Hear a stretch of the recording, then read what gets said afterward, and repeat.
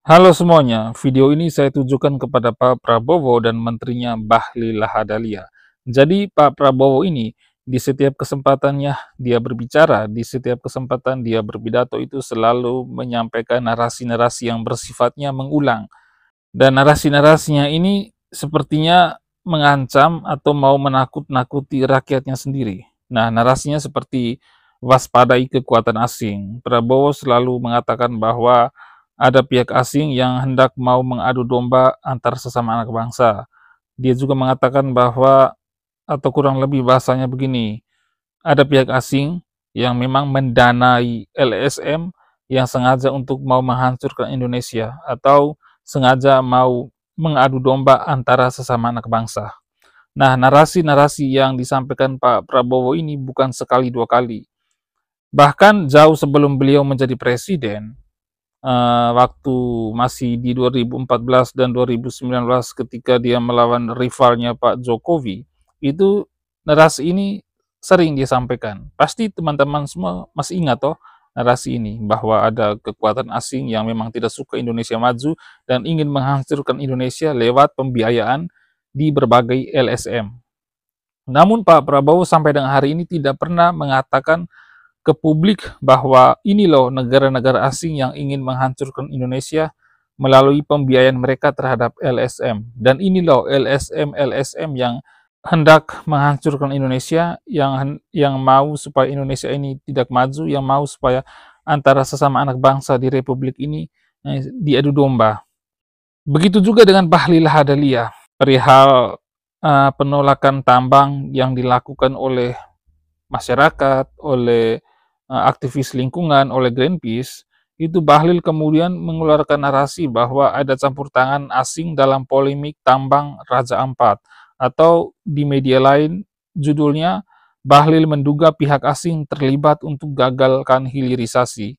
Atau dari dari Tempo misalnya, itu Bahlil Lahadalia _2, ada pihak asing tidak senang dengan proyek hilirisasi. Jadi baik Pak Prabowo maupun Bahlil Lahadalia sama-sama mengutarakan hal yang senada. Tapi mereka berdua tidak pernah menyampaikan ke hadapan publik bahwa ini loh pihak asing yang membiayai LSM yang sengaja untuk menghancurkan Indonesia dan atau sengaja mau mengadu domba antar sesama anak bangsa. Sementara kalau kita mau cari tahu, kira-kira pihak asing yang mana itu? Kira-kira pihak asing manakah atau LSM manakah yang ingin Indonesia ini hancur? Nah, kalau kita mau bicara soal asing, contohnya Amerika Serikat nih. Jadi Amerika Serikat itu beri syarat hapus utang RI senilai 566 miliar rupiah. Itu kalau kita bacanya dari media Detik Jabar.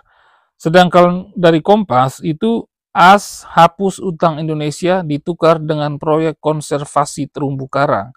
Jadi Amerika Serikat ini dia hapus utang Indonesia sebesar 566 miliar dan sebagai ganti utang tersebut digunakan untuk proyek konservasi terumbu karang.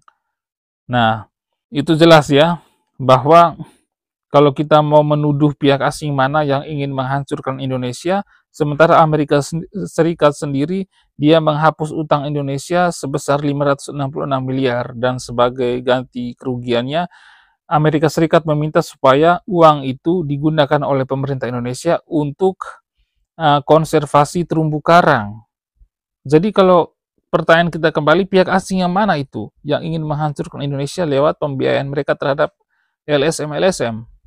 Sebenarnya ini narasi-narasi yang tidak dapat dipertanggungjawabkan karena sampai dengan saat ini Prabowo ataupun Bahlil tidak pernah mengutarakan pihak asing yang mana dan LSM yang mana.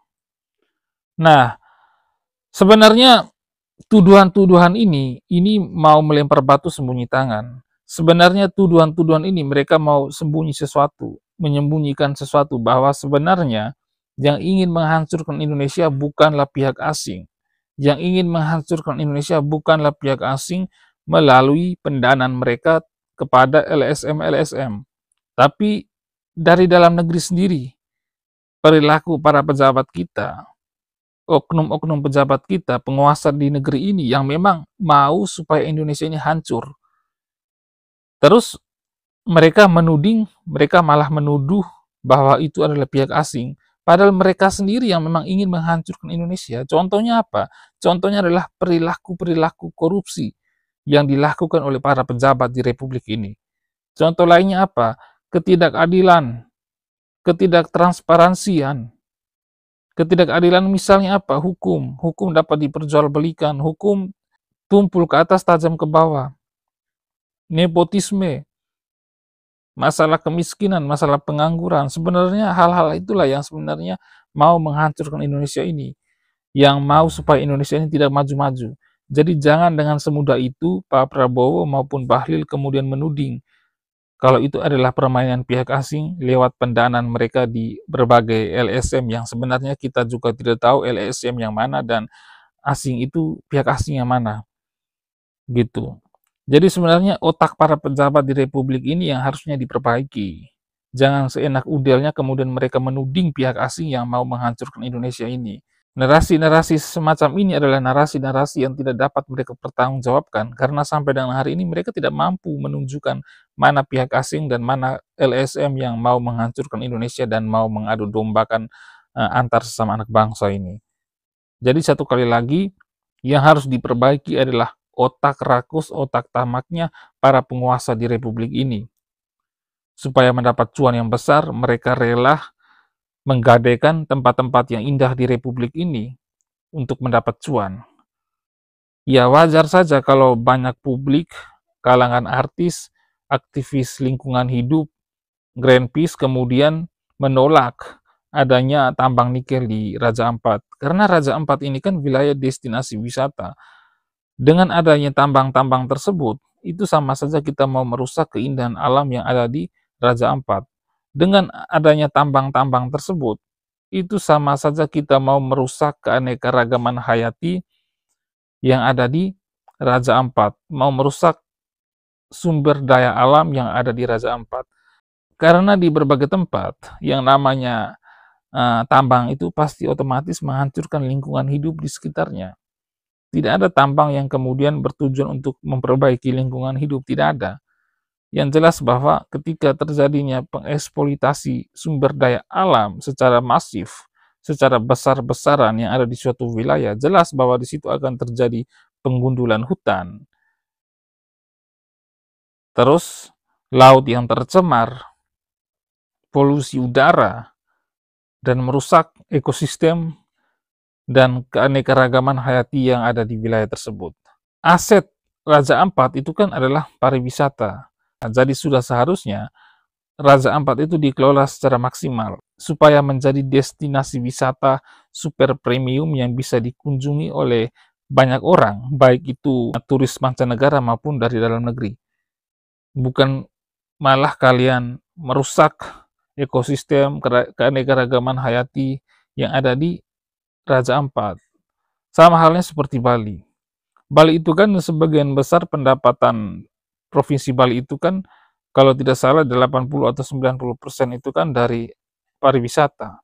Nah, Raja Ampat juga kalau dikelola dengan baik, ditata dengan baik, pasti akan menjadi destinasi wisata super premium yang kemudian itu bisa menjadi sumber pendapatan untuk wilayah Raja Ampat. Sehingga dengan pendapatan dari bidang pariwisata itu kemudian bisa menggenjot segala macam perekonomian dan lain sebagainya ada di Raja Ampat. Bukan malah pemerintah mengizinkan cukong-cukong atau mengizinkan oligarki untuk merusak keindahan alam yang ada di Raja Ampat. Saya rasa itu demikian dan sampai jumpa.